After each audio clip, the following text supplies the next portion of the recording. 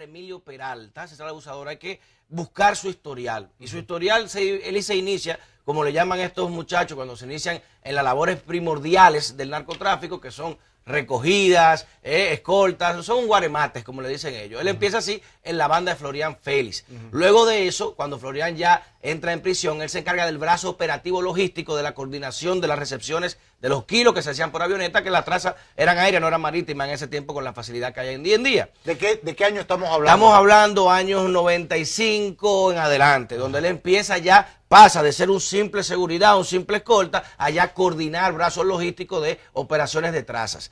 ¿Qué sucede? Luego de esa banda se desarticula, que él tiene también mucho que ver en varios de los incidentes que se dieron con esa banda, que también tuvo incidencias con otras bandas, porque recordemos, ahora mismo el país está dividido en 3 mini carteles. Está el cartel del sur, que lo manejan entre carteles mexicanos que se disputan, carteles del Golfo, el cartel de los Zetas, y se disputan las zonas de Azua, Barahona, Pedernales, Peravia, toda esa zona. El cartel del este, que lo manejan ya carteles colombianos y principalmente venezolanos, que se han inmiscuido en el negocio, que ahí es que entra el poderío del cartel de adentro metropolitano, que es el que representa César, porque César no es, como la gente puede pensar, pero ven acá, y este hombre trayendo tanta droga, y qué locura. César no es un distribuidor de drogas. Eso es lo que la gente no entiende. ¿Y por qué le llamó tanto la atención al gobierno de Estados Unidos? Porque, ahí te voy a explicar, y parte del tema de la ley Kingpin se hace estructuralmente para tocar las cabezas, que tú nunca vas a encontrar una cabeza de una red con 1 kilo de droga, ni lo vas a encontrar con $1 millón al lado. Entonces, ¿qué se hace? Se utiliza los esquemas societarios, los esquemas vinculativos de esa persona para agarrar a la cabeza.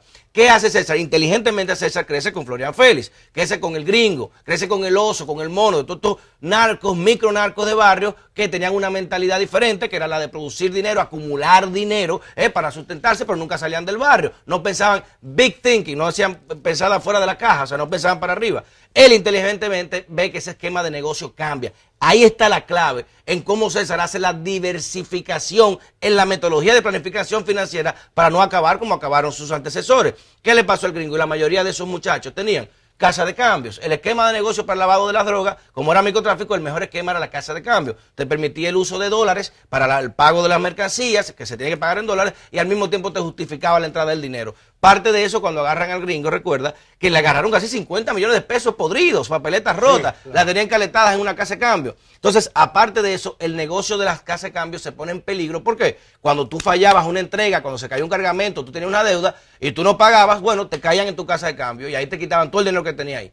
César entiende eso y dice, bueno, yo no puedo tener dinero guardado, acumulado, yo tengo que mover ese dinero, y ahí es que hace inteligentemente la diversificación de operaciones y mueve a un esquema de negocio que se lo da su jefe del sur, que lo denuncié hace más de un año. No sé si recuerdas un incidente que sucedió en McDonald's de la Lincoln, donde hubo un tiroteo con 2 muertos. Uno venezolano que andaba con cédula dominicana, que es nada más y nada menos que era del parte del clan de los Martínez, que es el clan de Cumaná. Ese es el clan más peligroso de esa zona y controla todo el negocio de las drogas. El limítrofe con Colombia, con ¿no? Cúcuta de Colombia, que es una provincia sumamente controlada también por el narcotráfico y por las guerrillas y los paramilitares que manejan todo el comercio de dólares en esa zona, también con el trasiego de bolívares. ¿Qué sucede con esta gente? A este muchacho viene a una reunión, el hermano, uno de los cabecillas, tigre peligrosísimo, viene a una reunión con César. Él es que le suple a César, porque ya incluso los kilos que están comprando y que están trayendo para acá, la mayoría, mucha gente piensa que lo traen de Colombia. No se están produciendo en Colombia, están produciendo en Perú. Son mucho más baratos ya los kilos en Perú, y moverlo a través de Venezuela. Sale mucho más barato el costo de la operación directo que con el costo de Venezuela, que tiene mucho más riesgo para la transportación y para la producción. ¿Qué hace este muchacho cuando concreta este negocio con César? Que fue en esa discoteca que yo denuncié hace más de un año. Dije, oye, ¿qué discoteca? En VIP Room, una discoteca donde yo decía, oye, aquí hay unidades de inteligencia financiera que están dispersadas en servicio de inteligencia, que son meseros, tú sabes que oye, que cualquier gente que vaya a esa discoteca y usted veía el consumo en efectivo de $1 millón, $100,000 en 2 mesas, 3 mesas, cada mesa separada. Bebidas y en cosas. Oye, ellos subían la factura como un método de fronteo, porque es parte del juego, del show off, del bully off. Pero ¿qué es el esquema que hace inteligentemente, como te estás explicando? César se dirige hacia el negocio de eventos, y dentro de los eventos hace la diversificación de la organización y la asimilización, dígase, el lugar, la estructura donde se organizan, y también el organizar con diversas estructuras a promocionar agentes, a promocionar artistas. Él dedicó parte de todo ese dinero que él lavaba del narcotráfico a contratar locales para convertirlos en discotecas, exactamente, invertirlos en fiestas, el mismo enfoque de música. negocio. Fíjate que el mismo enfoque de negocio, ¿cuál es? Entretenimiento, sí, alcohol, y por eso también está calificado como tráfico de personas. Todas estas muchachas que han traído, colombianas hermosísimas, muchas venezolanas, que han traído de escoltas para traer, que las traen semanales, las rotan cada 2 semanas. Estas personas también eran las que manejaban ese negocio con este clan también, que se la mandaban desde allá. Muchachas, como le dicen ellos, refurbish, que la usan allá, la cambian para acá, la van cambiando. La van moviendo. La van moviendo. Fíjate que todos los operativos donde agarran 60 venezolanas en una discoteca en Santiago, todo eso está vinculado a la jovencita que se suicida del Malecon Center, sí, que la trajeron de un piso 13, de ese apartamento también, que hizo un operativo hace menos de 1 mes o 2 meses, creo, para cerrar ese spa también, que era un centro de prostitución de alta escala, claro. Todo eso, y no viene de ahora, viene de hasta desde cuando se organizaban fiestas de los prófugos directivos del Banco Peravia, José Luis Santoro, ¿quién le suplía a esas mujeres a ese apartamento y quién se las llevaba? Entonces, esa red de entramado que funciona de esa manera justifica de que usted vaya a organizar una fiesta y puede poner 10 mesas a 500,000 pesos o a 1,000,000 de pesos, y quién le vaya a decir a usted qué mesa se llenó, qué mesa no se llenó. Ahora, ¿dónde está la DGI que tú reportabas que esa mesa se pagaron en efectivo y no te justificó de quién era esa mesa o cómo se auditaba? Por eso, en ese esquema de negocio que inteligentemente hace César de que diversificar, ¿por qué? Porque cuando tú mantienes los eventos, que es la manera más fácil de lavar, invertirle a un muchacho de esto, un muchacho de embocero de un barrio, que tú le inviertas 5 millones de pesos, 100,000 dólares, y realmente le está dando a ese muchacho 10,000 dólares para su carrera, lo que tú estás invirtiendo es para reinvertirlo en tema de lavado, se hace autosuficiente prácticamente. Y más cuando tú eres el dueño de la discoteca, que tú mismo te contratas a tu artista, te lo llevas a tu propia discoteca, claro, y te hace la tercerización. Eso fue lo inteligente que le permitió. Pero ¿quién fue que diseñó ese esquema? No fue César. Pregúntate, ¿a quién mataron en el parqueo de su discoteca hace 5 años atrás en el Porsche Panamera Blanco? ¿Quién lo mataron? ¿Quién está preso por ese asesinato? Y en ese asesinato que lo mandó a hacer César saliendo de su discoteca, justamente casi 20 minutos antes de irse primero, era su socio, le decían el italiano. Ese, cuando lo matan ahí en ese Porsche Panamera, recuerdo, agarraron una chaqueta que había llena de dólares, habían como algunos 300,000 dólares, y los tiraron al aire. Y la gente ahí se volvió loco, le llevaron hasta los relojes, los zapatos, todo le llevaron a ese tipo ya. Hasta el carro se quería llevar una pantalla que tenía el Porsche. Desde ese momento, cuando César lo sucede a él, porque César quería cortar a ese socio para hacer el enlace directo con el plan de los Martínez, que lo logró cuando lo quita del medio. Ahí es que empieza y César se apodera de esa estructura. Pero eso no es nuevo, porque fíjate que el mismo esquema de negocio, discoteca de alto lujo, gama de eventos directos diarios, eventos que tú no tienes cómo justificar, hoy tenemos a Mozart, mañana, y a los precios que tiene, que tú sabes que el consumo que está ahí reflejado no es un consumo real. Las giras que tú haces, que te las contratas tú mismo, y esa tercerización le permitió a César y meterse en el negocio de las drogas sin la preocupación del lavado. Ahora bien, ¿cuál es la función de César como negociante de drogas? Él no es distribuidor, él es importador. ¿Y qué es lo que hace un importador en este esquema? Ellos le llaman el importador el que preña el barco, el dueño del transporte. O sea, el importador no cobra después de que el negocio llega, él cobra adelante, porque yo te cobro la cuota. ¿Cómo es la cuota? Yo tengo espacio para 600 kilos en mi barco, ¿no verdad? Mi barco trae petróleo, mi barco trae comida, y dentro de eso, en mis caletas, tengo 600 kilos de espacio. A eso yo te vendo al cartel del sur, a los mexicanos, mira, ¿tú cuánto tú vas a querer? ¿Tú quieres 150? Ok, tienes 150. Tú me pagas 150 adelante. Tú me pagas 150, yo te encaleto ya eso y te preño el barco con tus 150. ¿Cuánto tu cuota? ¿Tú quieres 200? Toma, paga 1,200. Después que el barco se llena, que él compra todas las cuotas, están vendidas, entonces ya él hace lo que él es espejo, que hace esa operación pagada en Colombia con sus clanes, con estos muchachos que son los socios de él, que fue el que mató al dominicano en McDonald's, que se lo mandaron a ubicar, que estaba ahí. Yo al principio pensaba, caray, qué coincidencia, que pelearon en la discoteca y se vieron en McDonald's a las 5 de la mañana. Luego me enteré que fue mandado a ubicar por César. Dios mío, están allá para que lo mandaron a matar, y le dio la pistola para matarlo. Y a ese muchacho, Raúl Martínez, lo sacaron de aquí al otro día. Se dice que un coronel por Punta Cana. Búscate quién está preso por el caso de McDonald's. ¿Cuál está detenido? ¿Quién está sometido? ¿Qué ha pasado con ese caso?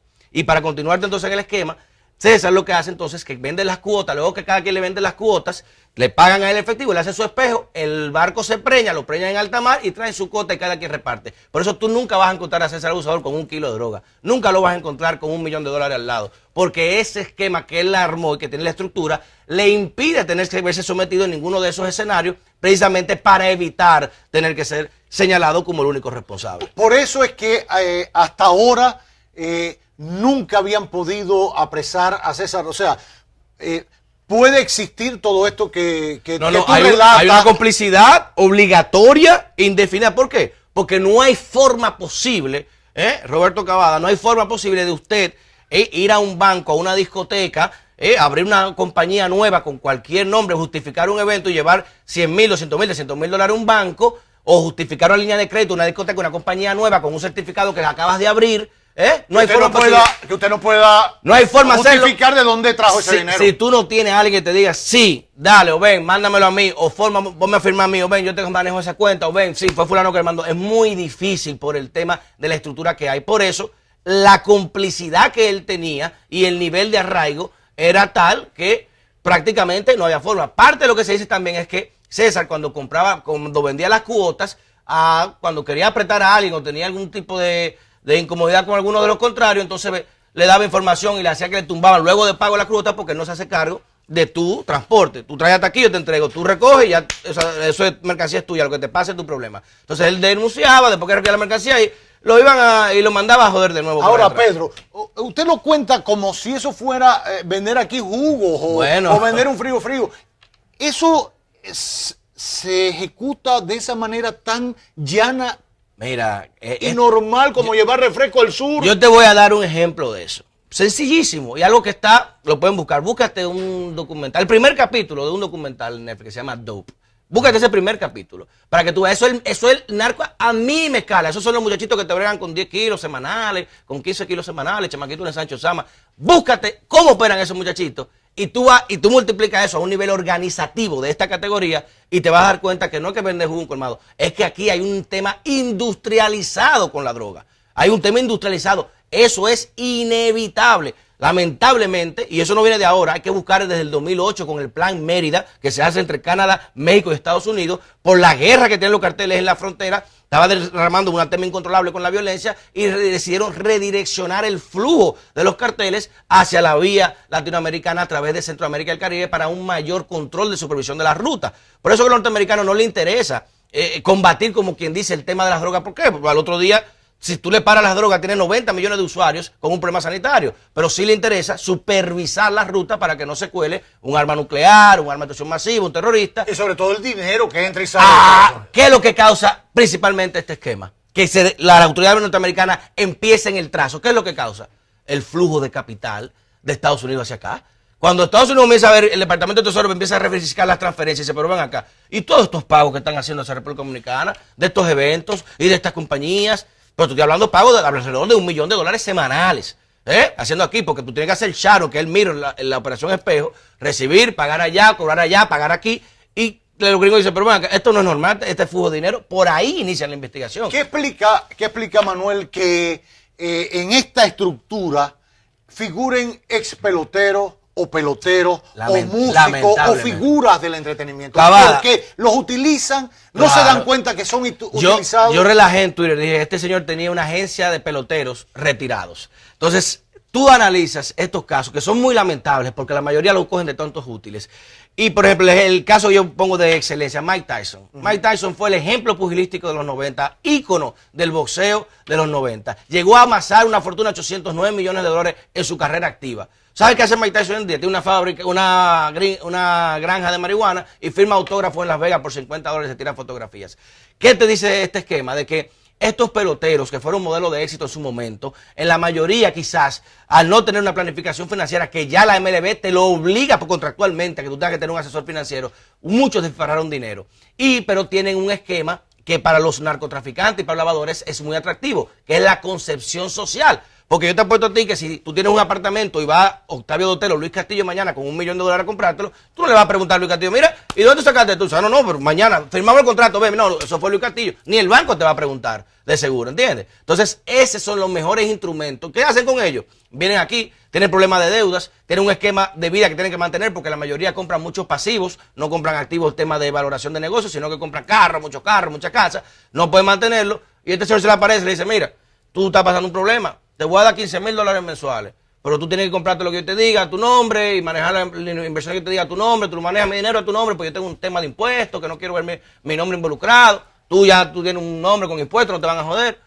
Y ese es el esquema que le plantea estos muchachos que están en una situación de precariedad, lo ven como, bueno, un tema de inversión, saben mucho esto, que algunos lo saben, otros se hacen los tontos, y acceden pensando que, bueno, yo no estoy haciendo nada malo, yo estoy comprando y yo estoy recibiendo dinero por comprar, yo no estoy haciendo nada malo. Pero ese esquema, lamentablemente, bajo el acto Kingpin, los vincula a todo el que en papeles tenga titularidad de activos que sean directamente o no vinculados con esa red, lamentablemente está catalogado para ser sujeto aplicable a esta ley. La última vez que se vio, al menos públicamente, o que sonó el nombre de César Emilio Peralta, alias el abusador, fue a propósito de el intento de un asesinato en una discoteca del que salió mal herido el querido Big Papi David Ortiz y el comunicador Joel López. Se vio incluso a César acudiendo a la clínica y saliendo. Son vecinos en una torre. Se dice incluso de que parte de ese asesinato o de intento, que no, obviamente sabe que no fue David Ortiz, sino que fue a un ex deudor de este señor también, y recordemos que este señor también, el que le debía ahí, debía también a Pascual Cordero, el del este, claro. Que había un tema que supuestamente el tipo tenía los 3 puntos en la cabeza para marcarse, y le hacen este esquema y parece que por ahí efectivamente se inicia también los trazos investigativos alrededor de César Emilio, que se vinculó en ese caso, pero esto no es de ahora. Tú te das cuenta que no es de ahora. ¿Por qué? Porque cuando tú haces operativos simultáneos de la categoría que se hicieron en Puerto Rico, Miami y aquí, te das cuenta que hubo una labor de inteligencia financiera desde allá, que tuvo que verificar las propiedades allá, las propiedades en Puerto Rico, traspasar y corroborar la información aquí. O sea que no es un tema de semanas ni de un mes. Esto es una operación que tengo entendido tiene más de 6 meses activa y estaba siendo trazada, te lo digo de nuevo, antes del caso de David Ortiz, por el tema del flujo de dinero saliendo de bancos de Nueva York hacia la República Dominicana. ¿Qué queda en lo adelante con este caso? ¿Aparecerá César el abusador? Bueno, las informaciones que tenemos es que él está en el país, se dice que estaría por la línea noroeste y que estaría buscando la forma de entregarse de manera oportuna, tú sabes. Garantizándole. Sí, ¿no? Y dando sus declaraciones para crear ciertas controversias, lo mismo el esquema de Quirino y Figueroa, dar declaraciones, hablar primero para que crear la incertidumbre, y se habla de que creo que el viernes podría ser que ya él se entregue. En el caso de entregarse, obligatoriamente tiene que ser extraditado a Estados Unidos. Bueno, si él colabora en seguir avanzando en la desarticulación de esta red, ¿eso le favorece ante la justicia de Estados Unidos? Mira, ahora mismo, él, como está en el acto Kingpin y él se ve como la cabecilla de la red, él no tiene la facultad que va a tener los otros para testificar y usar testimonio de delaciones contra él mismo. Se le va a aplicar el mismo caso a John Gotti y Sammy DeBull. La delación que primero haga de su mano derecha o de la persona que pueda testificar mayores crímenes cometidos directamente con él en la investigación americana va a ser la que le van a ganar esos méritos de reducción de condena. Pero a él, por el esquema que veo, y más como los norteamericanos tienen algo muy delicado que es el tema de la fiscalidad y los ingresos, ellos cuidan mucho ese tema, es muy poco probable que a él le den ciertas facilidades. Usted habla con una seguridad, no lo dudo porque estudias el tema, pero a veces me da hasta miedo, y conozco, porque nos conocemos, que incluso el tema ha logrado tocar a la familia. Sí. ¿Qué pasó? Este mismo señor de Venezuela, parece que ese comentario, el que yo había hecho esa denuncia hace un año atrás, llegó hasta allá. Martínez. Sí, el Candelo Martínez llegó hasta allá, ese comentario se expendió, él se sorprendió de cómo yo tenía esa información, quién había facilitado esa información, lo de su sobrino, la relación que había, y parece que eso no le agradó bastante, y efectivamente tratando de hacerme un contacto en una plaza comercial de aquí, que gracias a que pude auxiliarme de organismos de la factura del Ministerio de Defensa, se pudo desarticular, pero pasé un susto muy, muy delicado. Porque usted estaba acompañado de su hijo. De mi hijo, estaba, imagínate, no había pasado una experiencia tan delicada como esa. ¿Eso no le amilanó en seguir investigando y estudiando el tema? Por supuesto que sí, por supuesto que sí. Después de ahí, como dicen en buen dominicano, tuve que bajarle 2. Le bajé 2 por un tema de seguridad, porque me lo recomendaron también varias personas, solté ese tema, pero me mantuve dándole seguimiento al tema investigativo, porque uno tiene su curiosidad. Claro. Y ahora que explota esto, entonces ya uno puede revelarlo, pero no podía hacerlo antes de que ya las autoridades actuaran para evitar una sindicalización como que yo estoy cooperando, que fui yo que hice algo. Por último, siempre queda la duda, sobre todo después de ver cómo esto se ha estructurado, que al final el cabecilla no está, que si está prófugo, sí, que hay una buena parte que todavía está prófugo de la justicia, que el caso pueda caerse porque se instrumente mal, porque el expediente... Mira, aquí es muy difícil. ¿Por qué? Porque la orden viene de Estados Unidos, de una corte en Nueva York. La investigación también viene de fuera. El expediente donde se arma la trazabilidad financiera y los assets viene de fuera. O sea que es muy difícil. Aquí yo te diría, bueno, vamos a ver qué va a pasar ahora. Pero con esa orden de extradición y por lo que he podido conversar con algunas autoridades, que incluso, vamos a dar una primicia por aquí ahora, en el día, desde el pasado jueves, en el aeropuerto de Miami, se activó un protocolo especial coordinado por el FBI de todos los vuelos procedentes de República Dominicana, inspección clase 2 a todos los pasajeros. Eso significa verificar dobles veces, y importar que tu cédula, tu pasaporte esté correcto, esté verificado, una doble verificación, y se habla de que en 2 vuelos distintos hay 2 personas detenidas con relación a este caso. Que viajaron de Dominicana a Miami. Hacia allá, y que se estaría informando también, creo que para el viernes. Ya. Por último, Pedro, el hecho de que esta persona haya realizado todo esto, entre lo que ha contado el Ministerio Público, en medio de esta estructura criminal, lo que tú has revelado y has dicho, lo que has contado de otros sucesos en los que ha participado César Emilio Peralta, el abusador, nos puede llevar a pensar de que se sentía a sus anchas en el país, que tenía la protección quizás de estructuras militares o policiales o de la justicia o del plano político que le permitían a él, digamos que pavonarse y desarrollar esta estructura criminal. No solamente que se sentía en sus aguas, no hay forma posible de él y la estructura que le adornaba, que tuvieron más de 14 sometimientos judiciales, haber tenido tanto éxito y suerte en todas sus actividades sin ningún tipo de intervención estatal. No es posible, sin ningún tipo de intervención. Es que no es posible. Yo la semana pasada mandé a rectificar una factura de mi oficina por 230,000 pesos y me mandaron a auditar. Por 230,000 pesos la dejé y me mandaron a auditar. ¿Cómo es posible que entonces se maneje esa cantidad de flujo de dinero y no hay un inspector, nadie a verificarlo? No es verdad. Eso no hay forma posible de que se maneje esa estructura sin posibilidad de verificación estatal. Y de ahí se va a tener que saber los barcos, se habla hasta del Caluba. ¿Recuerda el Caluba con el que está preso Maconi? Sí. Y 2 barcos más, el barco Señuelo que trajeron y que dejaron ir también, y por el que supuestamente atraparon un coronel de la DNCD, que supuestamente, como te dije, ahora mismo el transporte y el monopolio del transporte lo tenía este muchacho. Ya.